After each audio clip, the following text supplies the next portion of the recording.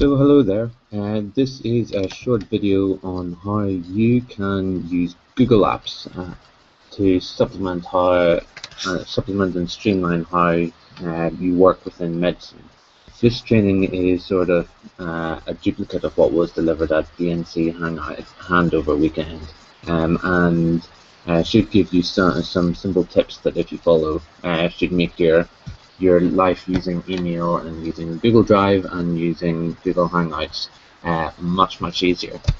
Throughout the video, we'll go through a number of different things, from really basic things that can make your life a lot easier, as well as a couple of tips on some of the common things that are used within medicine as part of your work as a national committee member. So the first thing to really go through is Gmail itself. Gmail is one of the hubs of your work as a national committee member. The organisation has a link set up with Google Apps, which means that all of the different national committee members have a Gmail account connected to their medicine.org email address. That means that we sort of use Gmail as the hub for our communication. There are a number of really simple things that can be used for that can be done using Gmail. And looking at your main inbox page, there are a number of really simple things that you can activate. The main way to access all of these features is through the settings button, which is in the top right hand corner of your screen. If you click on that and then go to settings within the menu, you're presented with a range of different things, which will hopefully come up.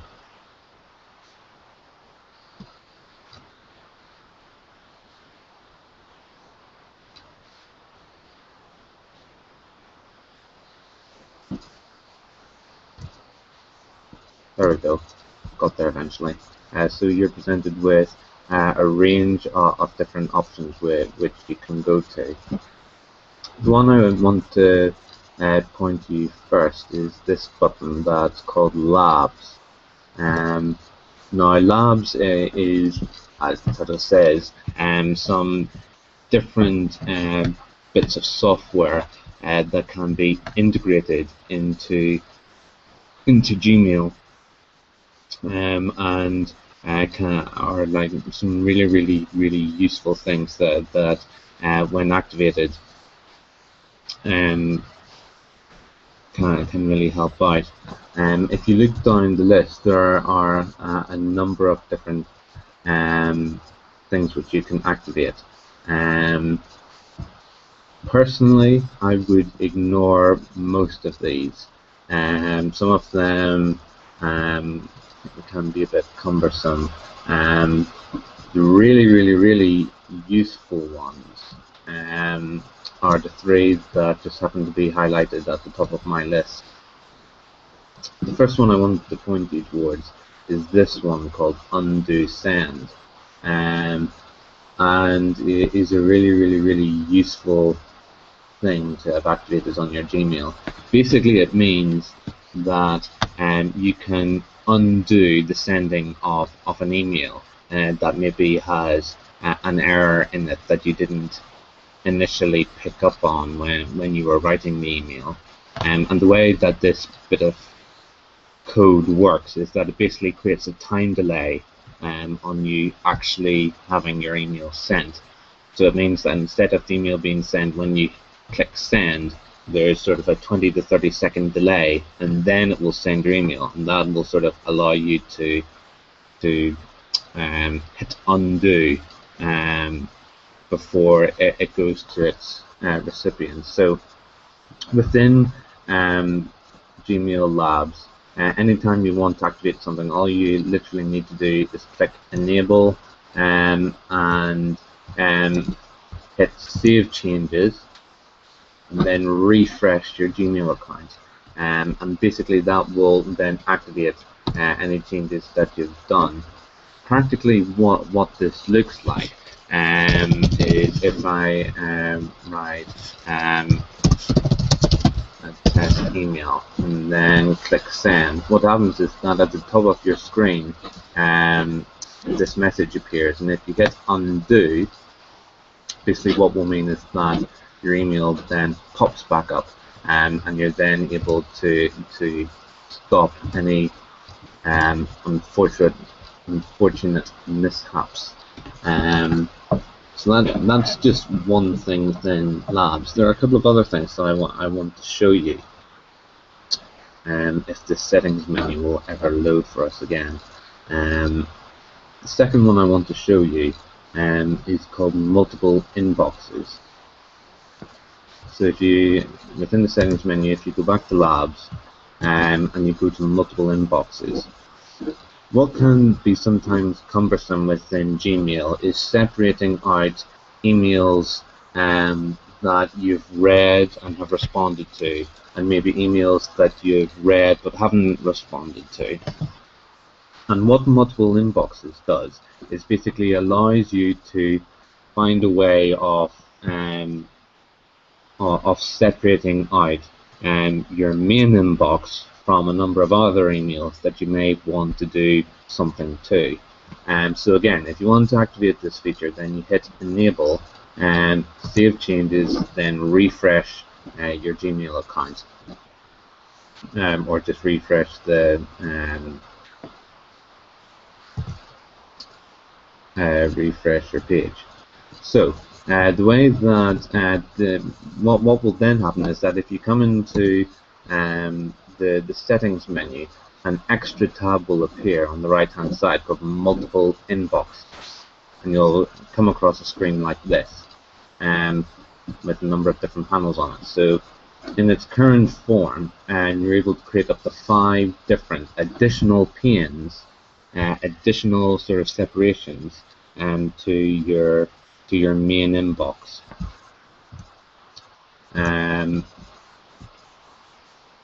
And what I've got here is just one example of what you can do. So basically, what you put in these left-hand boxes is any sort of standard search query that you could enter into your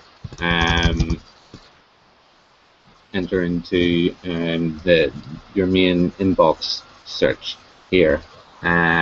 So what I've got here is an example of a search query where if you is and your different options are is read, is sent, is starred, is inbox. So basically, if you do is colon and starred, then what will happen is that in this separate inbox, all the emails will be selected for this separate inbox that have a star beside them. Or if we go back to what I was saying earlier, if you go to is colon read, then what will happen is that this will separate out all the, from your main inbox, all of the emails that you've read. So if we just keep it with is starred, then as an example, what appears here is all of the emails that I happen to have starred. And what will happen is that when we activate this function, all of these emails will appear below our main inbox. Just have to wait for this to load again.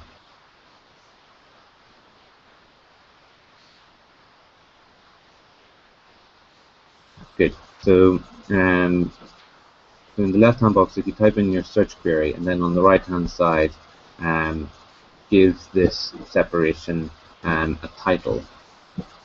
Another thing that you can do is that you can also say whether you want these extra panels to appear above or below your main inbox. So if you hit Save Changes, then what this will look like is, so for me, I selected for this extra pane to be below my main inbox. So what you're seeing here is my main inbox with some unread messages. And then if you scroll to the bottom, you see this extra pane where all these extra where all these emails which match the search query that you saw before. And this can mean that if, for example, I star all the spam emails and separate them all out, then what I can do is hit all and then delete them all in one fell swoop, and that can sort of streamline and getting rid of any bump emails that might get through your spam filter. Or for you, you may make it such that any important emails that you want to highlight can be put to this separate inbox for you to address on a separate occasion. So those would be the two main bits from labs, that I would suggest that you activate straight away, because they're both really useful and really simple bits of software that, when activated, can really help you out. So the next thing that I wanted to show you was about how to make your Gmail account the hub for all of the email accounts that you might own. So what can sometimes happen when you're a Medicine National Committee member is that you might have your university email account, you might have an email account from some other provider, and then your National Committee Gmail account. And what can be really tiresome is trolling through all those different email accounts and instead really wanting to have one account as your central hub. And Google Apps is really good way to streamline all of this. For this next bit to work, I need to show you this in two sections, because there are two separate bits to this next feature that need to be done for this to work.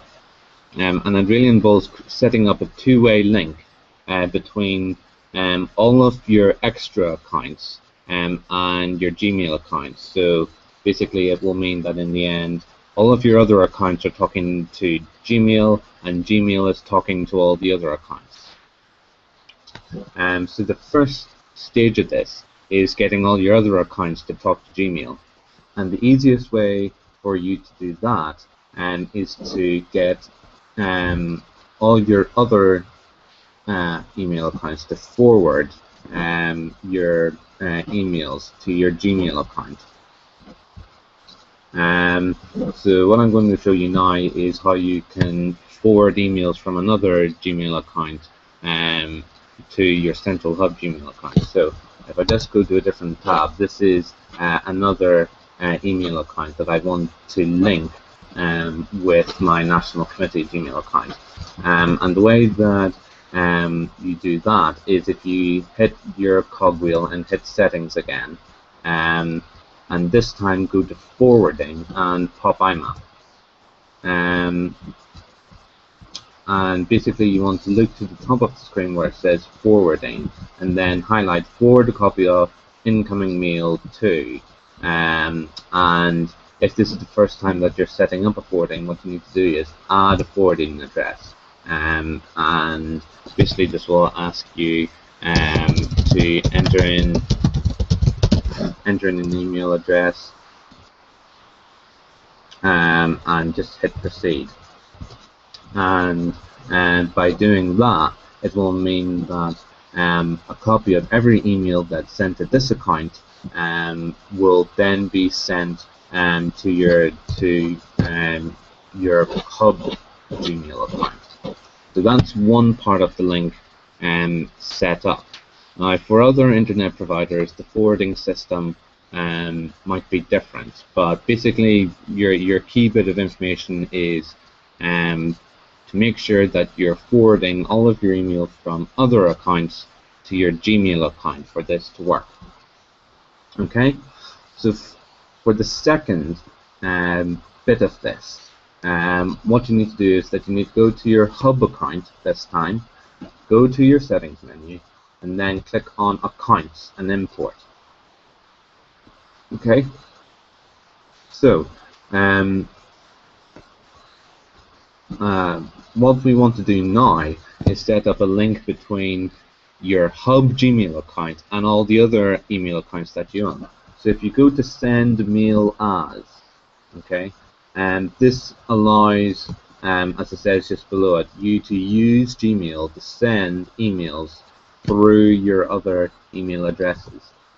Okay, so for example, what I just showed you was sending an email from the Farmerware email account to my Hub Gmail account. So what I want to do now is set up a link from this Hub account to the Farmerware email account for this to work. So the way you do that is you hit Add Another Email Address that you own, and this pop-up window will come up.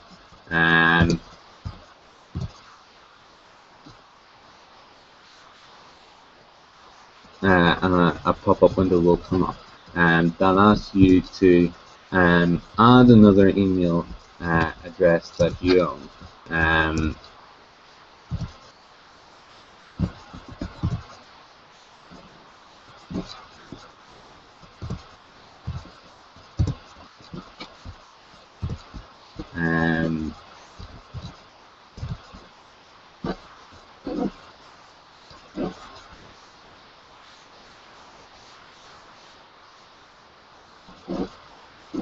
Well, it will come with this pop-up box for you to use.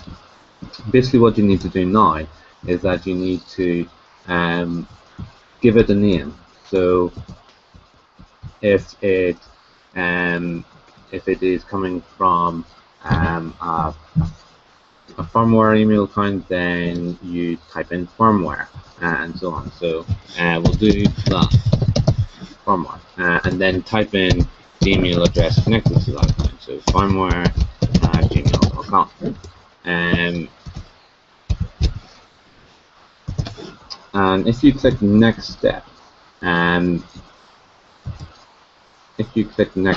what it will then ask is for you to verify this account. And the way that you verify the account can be done through two main ways. And the easiest way is that by clicking next step, it will send an email to the Farmerware account and ask you to verify this connection by copying and pasting in a verification code. If you copy and paste that verification code into the pop-up window I just showed you, and that will then basically set up the link between your Hub Gmail account and the other accounts that you're trying to use.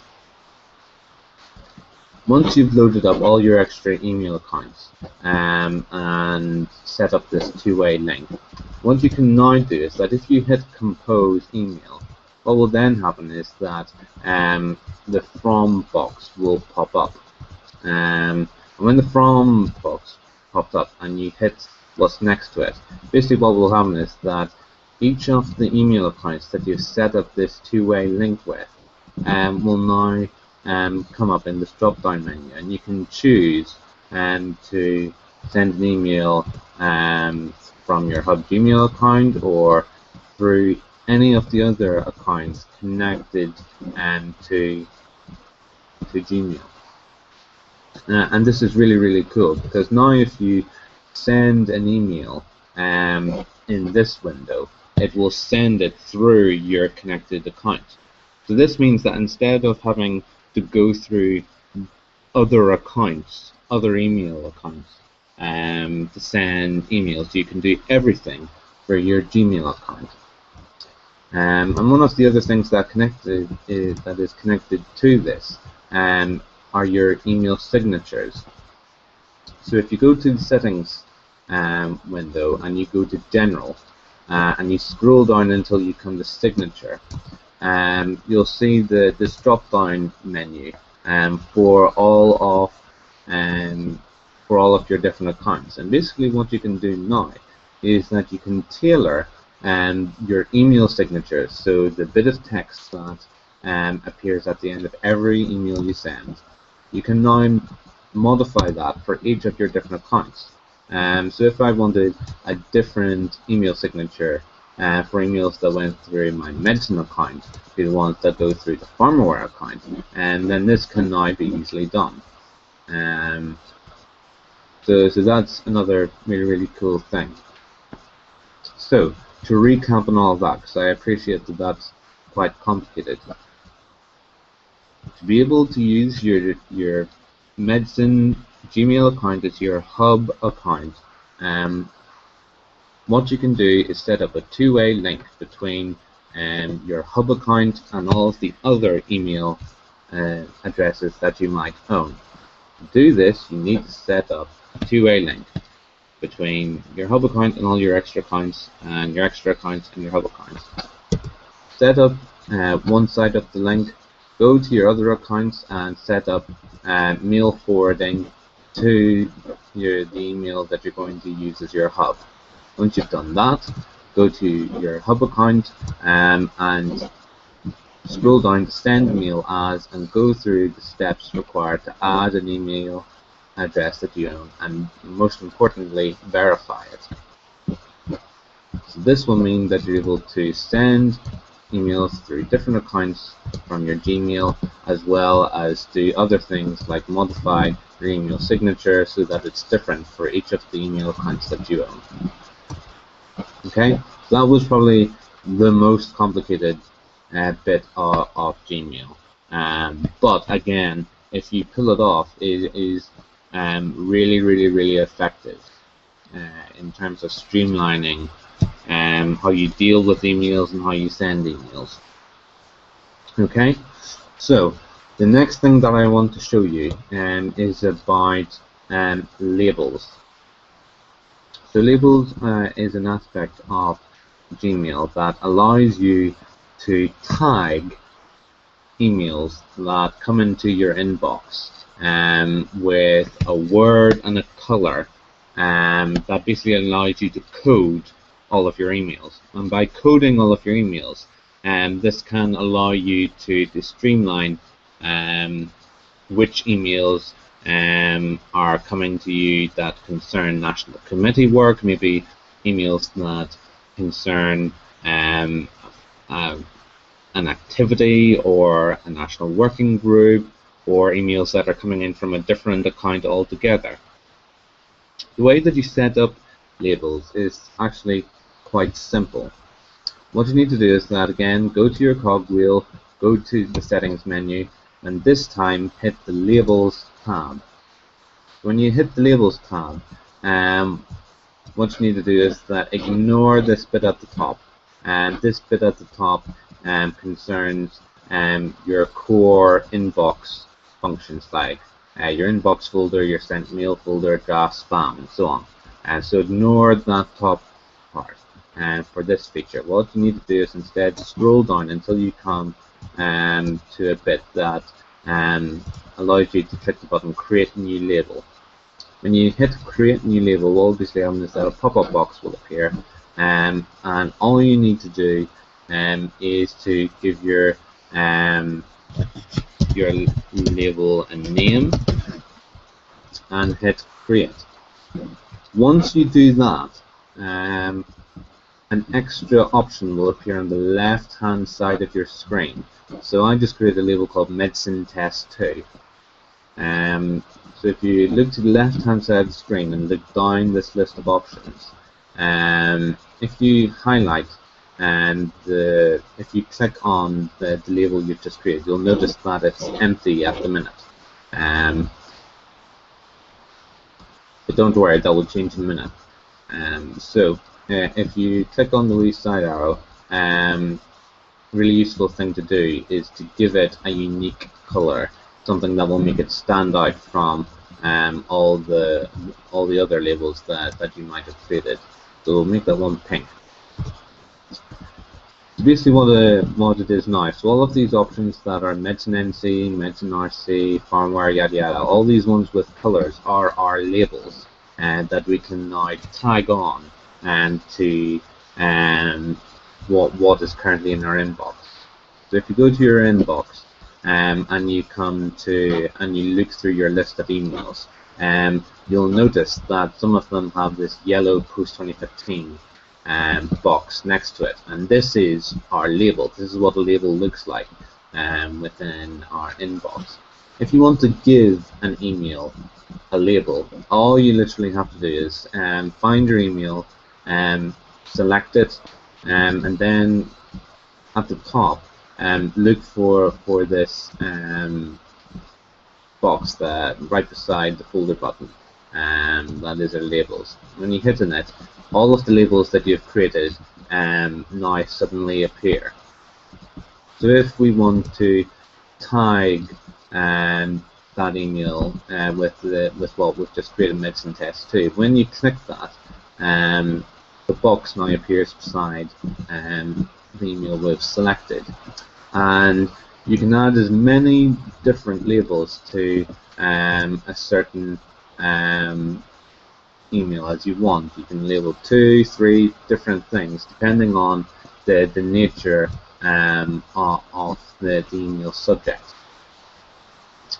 And what this means is that if we now click on the label on the left hand side of our screen, we can now see the email that we've tagged. So before, when we clicked on this, it was empty, but now that we've added the medicine test label to it, the email has now popped up within this box. And if I click on a couple of the other ones that I've tagged, this is just the label that I have for all the emails regarding the National Committee. So what this means now is that all of the emails about a particular subject and about this line of work is now all in one place and separated from your main inbox, where you'll have lots of emails from lots of different people about lots of different stuff. And what you'll also notice is that some of these emails have other tags attributed to them. So if you, for example, look at this top one about medicine handover, that's got the medicine RC tag on it. If I go to that label, you'll notice that that email appears in there too. So again, this is how adding multiple labels to emails which concern different lines of work can get really, really useful. So just to recap on all of that, because I know I went through that quite quickly. Labels are a way of taking all the emails that appear in your inbox and highlighting some of the emails which concern a specific line of work. And labels are really easy to add. All you have to do is go to your settings menu, the label tab, scroll to the bottom and hit create new label. Giving it a specific color really helps to make it stand out from all your other emails, and by tagging emails all the emails that appear under a certain line of work, and you're then able to take all the emails and bring them into one place for you to deal with. Okay, so there is one other bit connected to this. It's all very well and good having all these labels, but if you just leave it as it is now, what you have to do to add these labels is do it manually. So highlighting emails, going to the list, and then tagging them as you want. But there is a way to do this that you can tell Gmail to automatically tag emails that come into your inbox under a certain heading with the label. So if an email comes in about the post-2015 agenda, you can tell Gmail to automatically tag it with a label and therefore automatically streamline it into one of our separate inboxes, which it can be really useful. So the way to set this up is again through our settings menu, if it will ever load.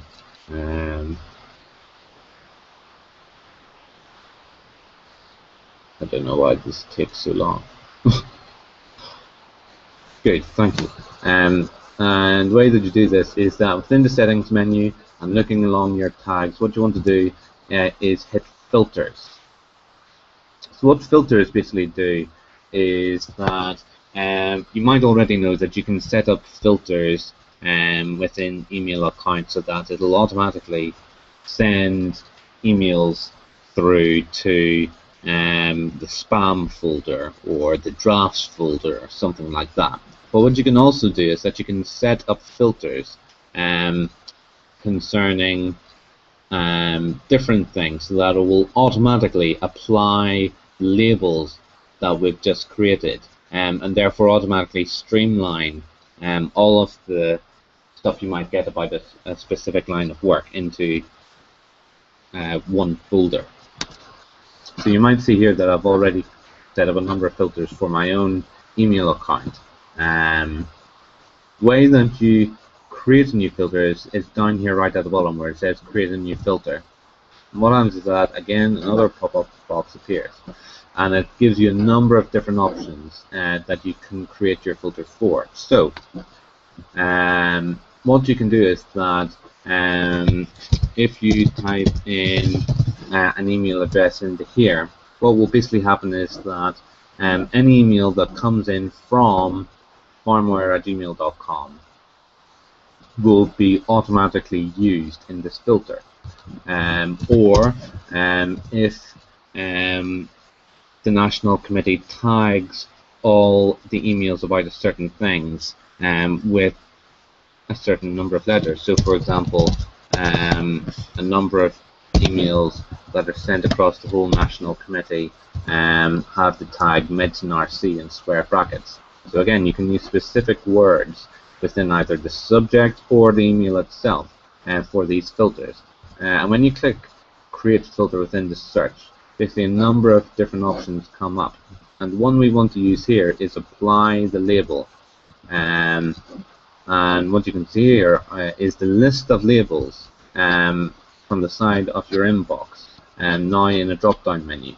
So for example, if we wanted to tag all of the emails that have Medicine RC in the subject with the label Medicine RC, all we have to do is hit that and then hit Create Filter.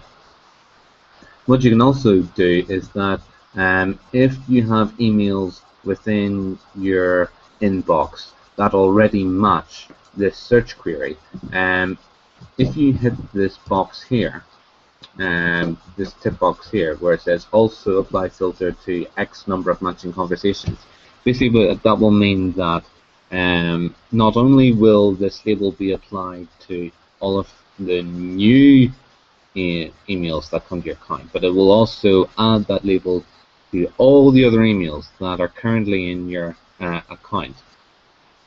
And what's great is that you can apply multiple filters to the same search query. So if you have really important emails that you always want to see and never want sent to spam, you can highlight them, or you can always mark it as important, and so on.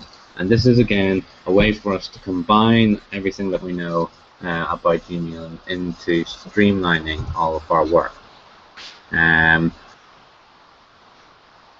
So basically that means is that any email, as you can see at the top here, that has Medicine RC will now get tagged with the Medicine RC label, and it will do that for all of the emails that I have in my inbox currently and any new email that I get. Okay, so if we go back to our menu, that is really all that I wanted to show you regarding Gmail. So what we've gone through is an introduction to Labs and a couple of things for you to activate. setting up forwarding and setting up multiple inboxes, as well as how to apply labels and filters to the emails that you might get,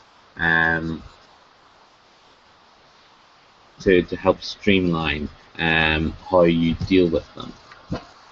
So the next thing I want to show you is about Google Drive. So every Gmail, if you have a Gmail, then you automatically have Google Drive. And basically Google Drive is a cloud-based system of creating files and sharing files that you would normally use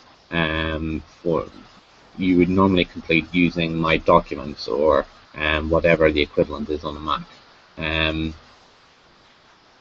So this is a way of storing files and sharing files online. And every Gmail account automatically gets 15 gigabytes, so quite a sizable chunk of storage that you can use. The way that Google Drive is laid out is that on the side of the screen are all of the folders that you might own. In the top right-hand corner of the screen is information regarding who specific files and specific folders are shared with. But the first thing I want to show you is back over on the left-hand side of the screen, this red button called Create. So if you hit that, it will show you up all of the different Google Drive functions that there are currently. So that you have Documents, which is same as Microsoft Word, Presentations, same as PowerPoint, Spreadsheet, same as Excel, and this other really useful function called Form. And the way that forms are incredibly useful things to get a hang of. And basically what they are is that it allows you to automatically generate forms that can be embedded into the medicine.org website. That can be embedded into lots and lots of different things, and allow you to create free, most importantly, free surveys with a connected Excel spreadsheet that you can do lots of cool things with. And right beside that button is an upload feature. So if you've got files or folders that you might have stored on your computer that you want to keep a backup of on Google Drive, you can use that function.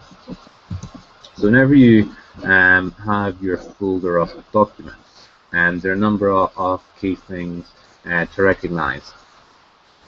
Number one is this tiny folder icon. Whenever this tiny folder icon has this sort of like person clip art bit in it, basically what that means is that the folder is shared with other people. If it was just a grey folder icon, then that means that it sits within your own Google Drive and hasn't been shared with anyone else. The way that you edit the share functions of the folder is, as I said before, in the top right-hand corner of the screen. And the crucial button here is this square button with the person and the plus sign on it. If you hit that, then this pop-up menu comes up, and at the top is this box that gives a hyperlink. And if you share that hyperlink in an email or through a message with anyone and they click on it, it will bring you to your folder, provided that you've got the settings right on this next bit down. So there are two things that you can do here. The easy function is if you go to this bit where it says anyone who has the link can X, and if you hit change, then what you can do is that if you highlight anyone with the link and go to either view or edit, what that will basically mean is that whenever you share this hyperlink, anyone who clicks on it will be able to get into the Google folder. Well, when I say anyone, only the people with whom the hyperlink is shared with, if that makes sense. So if you share the hyperlink with Joe Blogs on the street, he will be able to access the Google Drive. Okay. The other thing that you can do is that you can share it with specific people. So if you go to this box at the bottom and enter in an email address, what you can do is that you can add only a certain number of people who are able to access this folder and change their rights to either be able to view or edit the folder and its contents. And what's really important to realize is that the sharing settings that you add to a Google folder apply to all of the documents within that folder. So if you say anyone can view the folder, anyone can also view any of the documents within that folder. If you're clever, what you can do is that you can set up the anyone can view feature on the folder and then edit the sharing settings on different documents within the folder depending on who you want to see stuff. So if you want anyone within the National Committee to be able to access the folder, but only the National Director or only certain individuals within the National Committee to be able to edit certain documents, then you can change the settings within the folder to make that happen.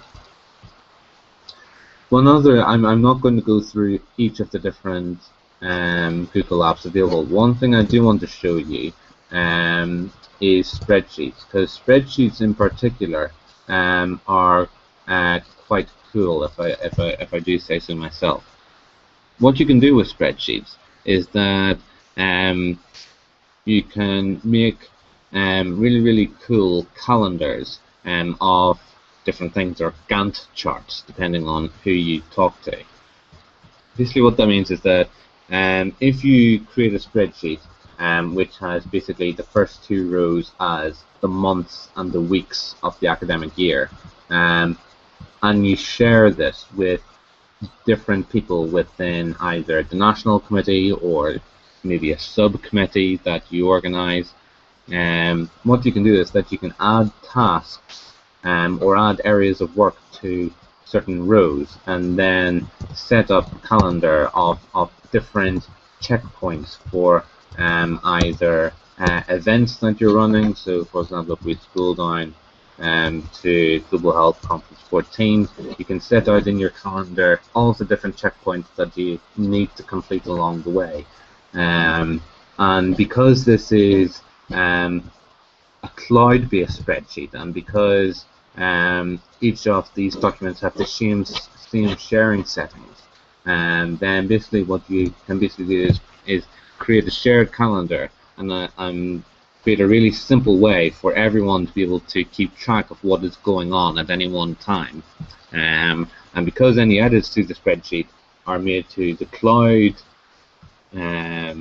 stored copy, then any changes you make to this can be seen by everyone without having to go down the traditional route of re-emailing everyone the updated file. So that's really cool. And what you can also do with Google Sheets, which is doubly cool, is that you can set up notification rules. So an update being sent to your Gmail account when someone edits a spreadsheet. So for example, if I want to get notified whenever somebody edits the GHC 14 row, then what you can do is that you can go to Tools, Notification Rules, and within this pop-up box, click on any of these cells are changed. And if I highlight row 29,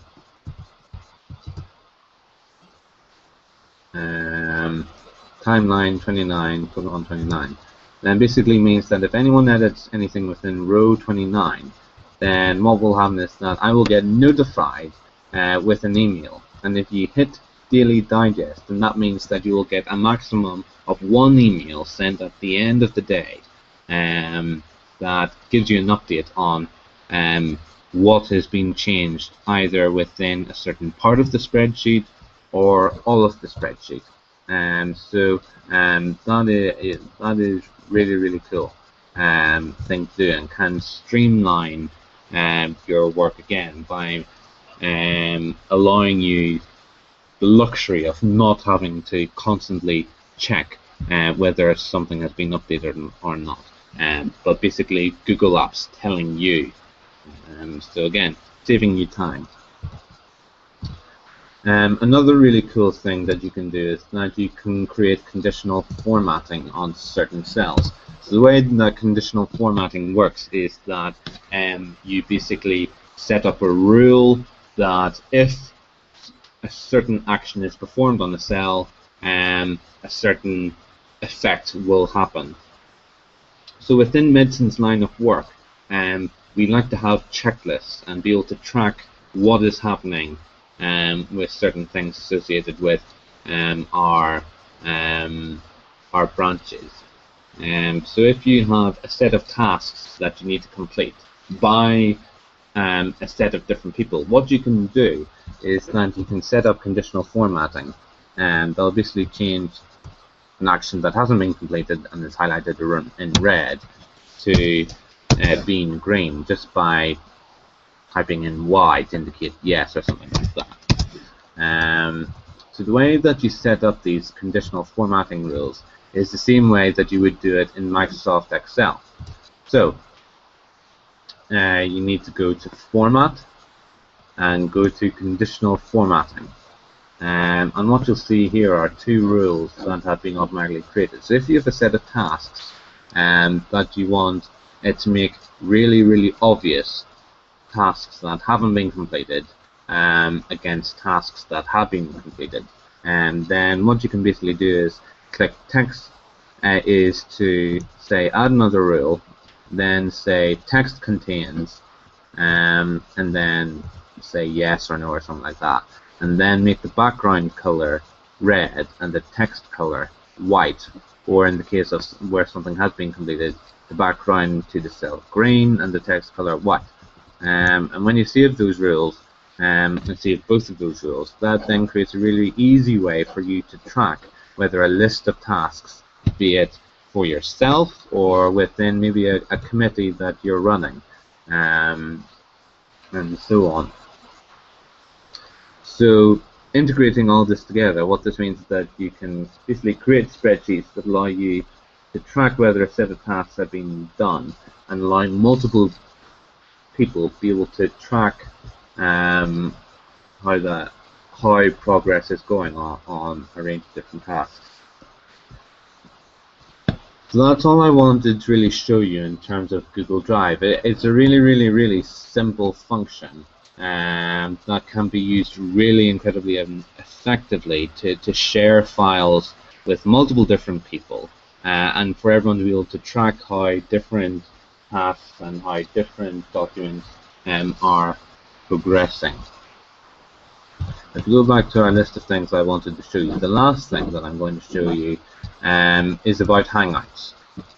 Now Hangouts are something that, I'll not do that. Hangouts are really useful things.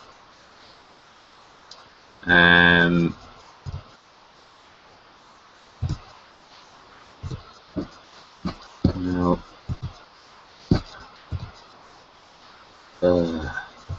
okay, I'll go to here. Okay, so Hangouts are another one of the mainstays of the National Committee communication, and is a way for groups of people to connect through video conferencing. So there are lots and lots of different video conferencing software out there. There's Skype, yada, but a lot of these functions require money, basically, to be able to do group video conferencing. But Google Hangouts cuts through all of that and allows you to do video conferencing in groups for free. And the way that you basically set up Google Hangouts is through a couple of really simple steps. If you go to your Gmail account and look to the top right hand side of the screen, you'll see plus and your name. If you click on that, this will bring you to your Google Plus account. And for Hangouts, what you need to do is look to the right hand side of your screen. So if you've been in lots of Hangouts with lots of people, you'll see a list of all your previous conversations come up. But if you want to start a new Hangout, what you basically need to do is to go to the bottom and highlight Start Video Hangout. When you click on that button,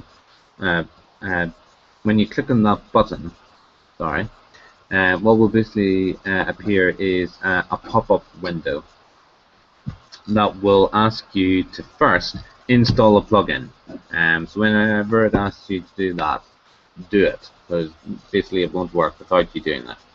When you install the plugin, what will basically appear is then a separate box that will ask you to invite certain people. And whenever this box pops up, basically what you need to do is enter into the box the different email addresses of the people that you want to do your Hangout with. Or another box will show you a URL. And if you highlight that URL, so for example, if we go to the Hangout window,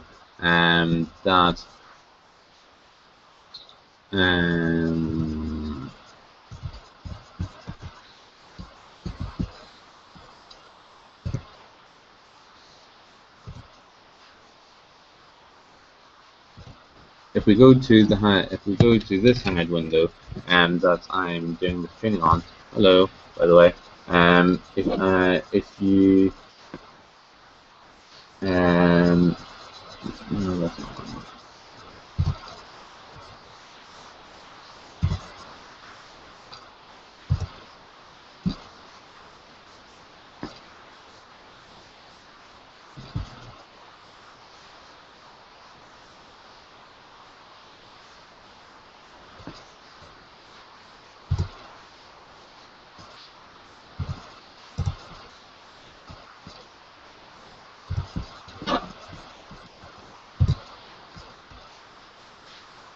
When you go into that Hangout, what will then appear is a window much like any browser window, and a URL that's at the top.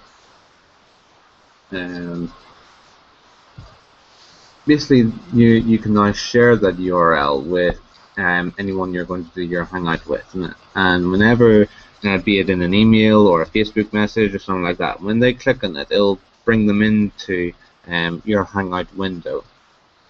Your Hangout window has a number of different features to it. I'll not really get into those features within this Hangout.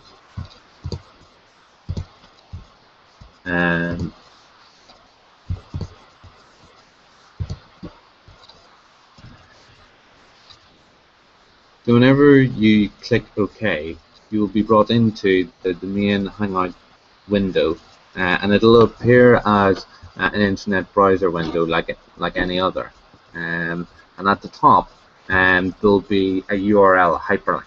And whenever you copy that hyperlink, you can now paste it in an email or paste it in a Facebook message and share it with anyone who you're going to do a Hangout with. Whenever they click on that window, they'll join you within your Hangout. And there are a number of different features to Hangouts that are really, really useful that can't be used in things like Skype and so on. So one of the things that can be done is Google Drive. So actually using Google Drive within your Hangout. I can't show it to you now because if I do, the screen will go all funny. Basically, at the left-hand side of your screen, there'll be a button that's 3 colors, blue, green, and yellow. And when you click on it, basically Google Drive will appear within your Hangout window, and you'll be able to do basically all of the same functions with in Google Drive, but with all the other people who are in your Hangout in real time, which is really cool.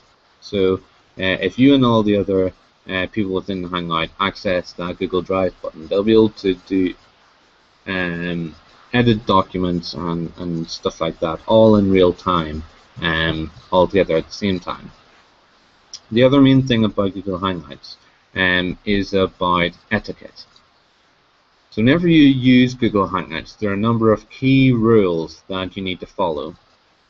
Number one is make sure you have headphones. So if you don't have headphones, then there's going to be a hell of a lot of feedback on everything, and that's not really pleasant for anyone.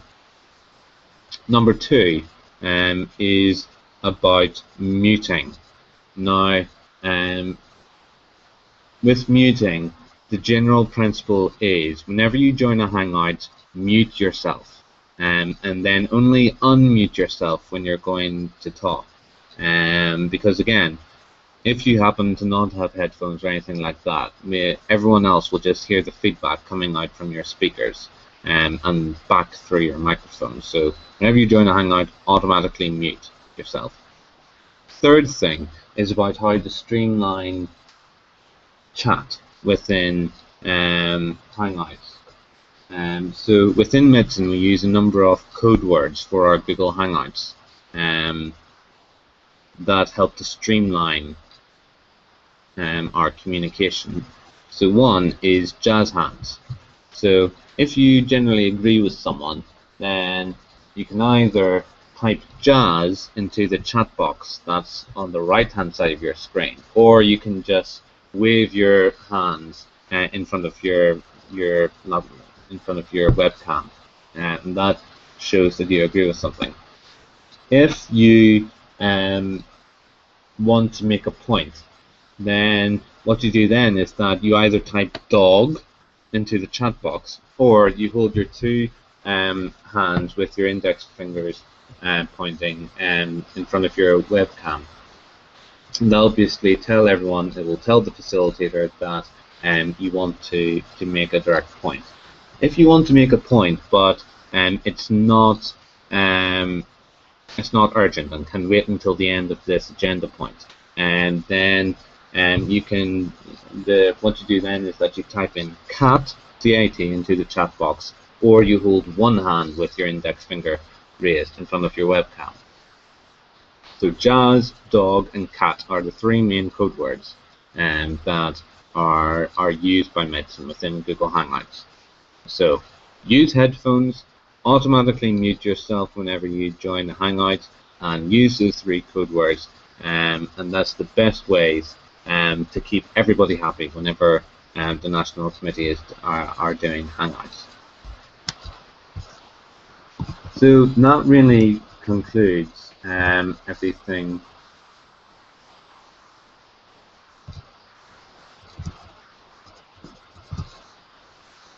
That really concludes everything that I wanted to chat about during this training. So we've gone through Gmail, we've gone through all of the different things associated with that. We've gone had a whistle-stop tour through Google Drive and how we can use the folders and things like spreadsheets. And we've also gone through Hangouts, how you can turn them on, how you can share them, as well as a bit of etiquette. What I've just shown you is actually just a brief glimpse of the things that Google can actually do. And there are a number of different things that if I had enough time I would show you. But in the meantime, if you have any questions about anything that I've just said in the last probably what seems like a long while to you, then don't hesitate to send me an email, which will hopefully get tagged with a lovely label to the email address shown on the screen. And all that's left to say is thanks very much. I hope you find that useful, and hopefully now Gmail and Google and all the stuff like that is hopefully a lot simpler for you now.